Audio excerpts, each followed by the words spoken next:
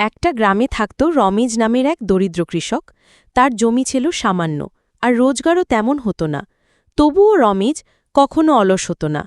তার একটা স্বপ্ন ছিল, একদিন আমি এমন কিছু করব যাতে আমার সন্তানদের মুখে না খেতে হয়। রমেজ প্রতিদিন ভোরে উঠে জমিতে যেত, কিন্তু সে শুধু ধান গম চাষ করেই সন্তুষ্ট ছিল না। সে ইউটিউব আর ফেসবুক ভিডিও দেখে নতুন চাষ পদ্ধতি শিখত, যেমন হাইব্রিড ফসল, জৈব সার ব্যবহার, মাশরুম চাষ, হাঁস মুরগির খামার ইত্যাদি।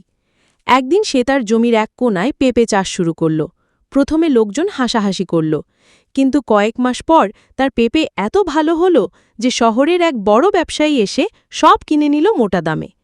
এরপর রমেজ নিজেই একটা ইউটিউব চ্যানেল খুলল, গ্রামের সোনালী চাষ।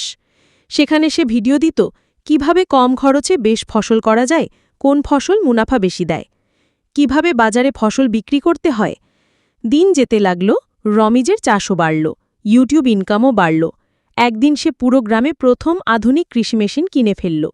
৫ বছর পর রমেজ শুধু একজন কৃষক না, বরং উদ্যোক্তা। তার নিজের খামার, গুদামঘর, ট্রাক এবং পুরো দেশে তার ফলমূল ও শাকসবজি চাহিদা। লোকজন এখন বলে, রমেজ কৃষক না, তিনি এখন গ্রামীণ বিপ্লবের নায়ক।